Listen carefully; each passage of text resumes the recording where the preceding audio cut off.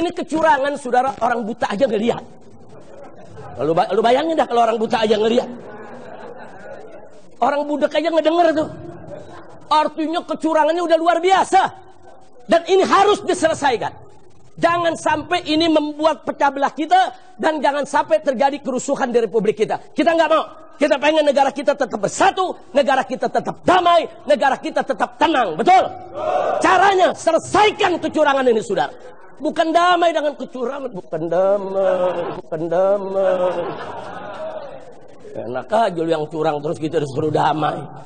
Oke, sekarang saya mau tanya lagi, sekali lagi, mau dicurangin? Mau dicurangin? Ya, ada yang nanya, Habib, kalau udah telanjur curang begini bagaimana nih cara ngeberesinnya?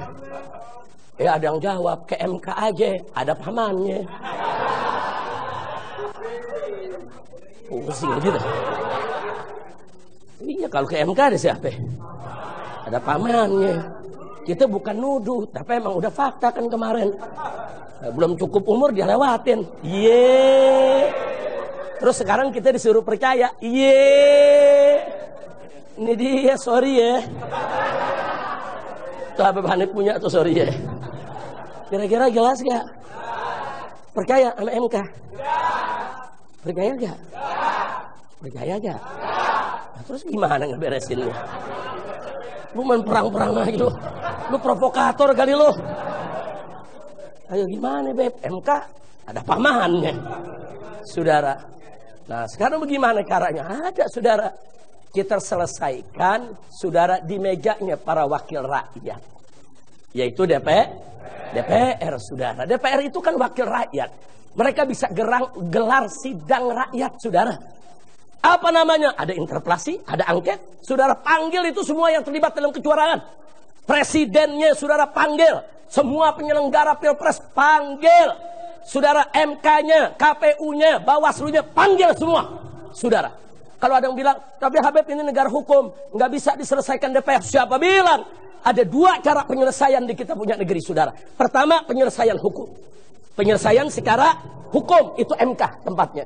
Ada juga penyelesaian secara politik. Tempatnya di DPR, saudara. Siapa bilang DPR tidak bisa mengambil keputusan? Siapa bilang DPR tidak bisa mengambil satu kebijakan? Siapa bilang DPR tidak bisa mengambil sikap? Kekuatan DPR bahkan bisa membubarkan KPU, bisa membubarkan Bawaslu, bisa membubarkan MK sekalipun, saudara. Bahkan bisa melengsarkan presiden. Begitu saya tanya, kalau gitu DPR kuat tidak? DPR kuat tidak?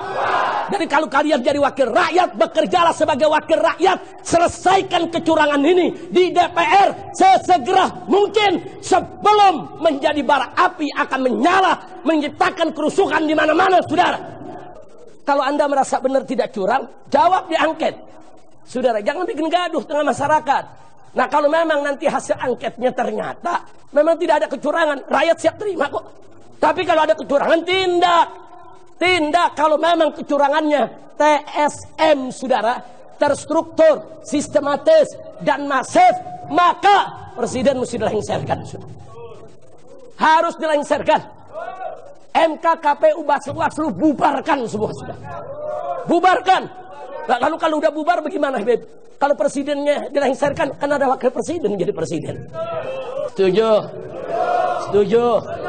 Kan wakil presidennya lagi anteng-anteng aja. Nggak terlibat dalam kecurangan, betul?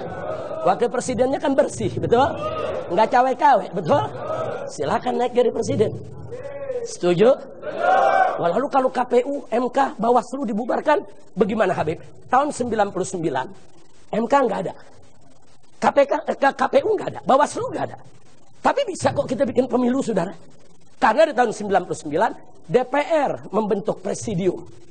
DPR membentuk lembaga independen, saudara, yang mengambil peran KPU dan Bawaslu. Lembaga itu yang menggelar pemilu di tahun 99, saudara. Siapa bilang kita nggak bisa gelar pemilu tanpa KPU dan Bawaslu? Lu baru lahir kemarin kali lo. Kan tahun 99 kita ngalamin, betul? Betul? Maka itu rakyat mesti dukung DPR. Setuju tidak? Setuju tidak? Udah jangan pecah belah, jangan cerita lu partai, no, gua partai ini, nggak ada. Kita cerita sekarang di sana suara kita. Itu wakil kita. Semua harus menyelesaikan persoalan ini sebelum negara ini terkabik-kabik. Setuju tidak? Setuju tidak? Takbir. Bukan urusan partai, bukan. Urusan partai. Urusan partai. Kok lu ngomongnya sedep banget loh. Kita minta sekarang tidak bicara partai, tapi kita bicara wakil rakyat. Di Dewan Perwakilan Rakyat adalah mewakili seluruh rakyat Indonesia. Berpikirlah dengan akal sehat, bekerjalah dengan baik, supaya rakyat tidak terpecah. Bangsa ini lebih baik. Dan saya terus terang, ya, bapak-bapak, ibu-ibu sekalian, tidak mau negeri ini dipimpin oleh pemimpin yang memenangkan pertarungan pemilu dengan cara curang. Haram hukumnya. Karena itu pertanggungjawaban dunia akhirat. Saya kira Bang Yusril juga ke sana juga sebagai partai kanan luar, partai bulan bintang. Jadi haram hukumnya kita dipimpin oleh orang yang mendapatkan kekuasaan dengan cara curang, dengan cara membayar, dengan cara mengakali sirekap, dengan cara mengakali manual dan lain sebagainya. Karena itu, kalau kita melawan hari ini adalah perlawanan konstitusional, bukan perlawanan inkonstitusional.